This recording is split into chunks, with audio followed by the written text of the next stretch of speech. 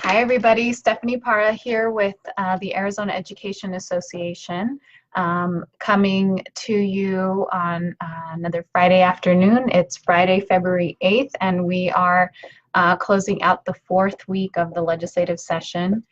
Getting on here to give you guys a quick update on where we are and a couple of things that are coming up next week. So on the Senate side, so Senate Bill 1071 is related to teacher evaluations. We've talked about this a bit before. This is Senator Boyer's bill that we have some concerns with. It actually just got pulled from the agenda on Tuesday once again, so he's held this bill now for 3 weeks in a row. We are hoping that Mr. Boyer will offer a good amendment to remove the mandate on using the statewide assessment or the menu of assessment when it comes to teacher evaluations.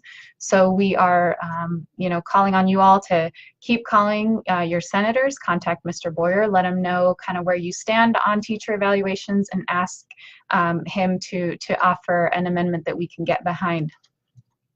Also, on the House side, another issue that we've been talking about for a couple of weeks now, the English language learner bill, Senate Bill 1014, did get out of the Senate this week unopposed, 30-0. It was great to see such broad bipartisan support for the English language learner bill on the Senate side. The House version of the bill, House Bill 2184, went through Cal this week, and we are hoping to see it on the floor for a third read vote next week. So definitely contact your representatives and ask them for a yes vote on House Bill 2184. We are hoping that we can get it to the governor's desk next week.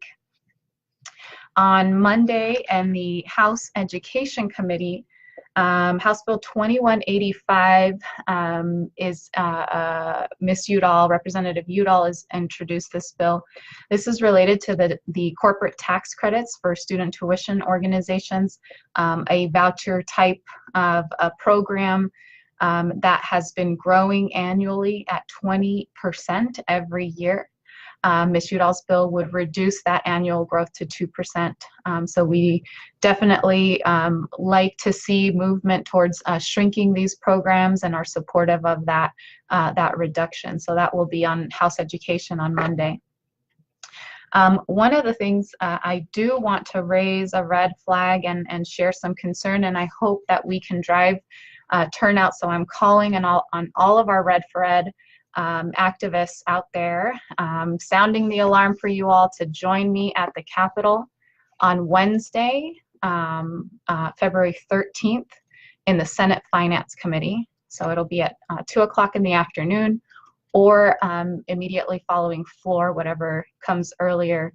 And in that committee, there are 4 bills of concern, but I do want to highlight the fact that we do have 2 voucher bills that will be heard, Senate Bill 1320 and Senate Bill 1395.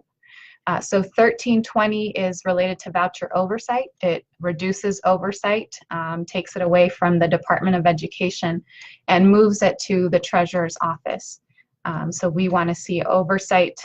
If we're going to have these programs, they need to be transparent and accountable to taxpayers.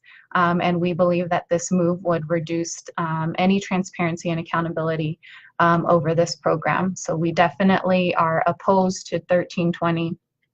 And also 1395 expands the voucher program. And this is a Senator Allen bill. It is curious that this was introduced or assigned to Senate Finance rather than Education. Typically, any voucher-related bills go through Education, but I don't think they would have the votes in Education to get it out of committee, so they ran it through Senate Finance. So that means that we need to be present at Senate Finance next Wednesday to make sure that they know that Red for Ed is watching and that we are opposed to anything that diverts revenue from our public schools. And there's also 2 other bills that we have concern with because of the impact, the potential impact that they have on School funding, Senate Bill 1166 is tax conformity, another version of tax conformity. The governor did veto that last week, but here we are again with a different version of it. And then there's Senate Bill 1460, which is a tax exemption for digital goods. We don't know the financial impact of these bills, but the digital goods is a huge concern because that would be a direct hit to Prop 301 money, a potential direct pay cut to folks that get Prop 301 money. In other words, our members. You will see a decrease in your performance-based pay and the classroom site fund revenues. So there's concern there. We will continue to raise the issue when it comes to anything that is a potential negative impact on public school funding, and that does include tax cuts, of course, tax credits, tax exemptions, and so these two are another example of that. So I hope to see you all on Wednesday, again, February 13th down at the Capitol in the afternoon. Come on down after your contract hours and join me down there. Let's pack the hearing room. Let's make sure that the senators know that we are watching as they try to move the voucher bill through the Finance Committee, and then of course these tax related bills as well. And that's all I have for you all today, and I will see you next week. Have a great weekend, everyone.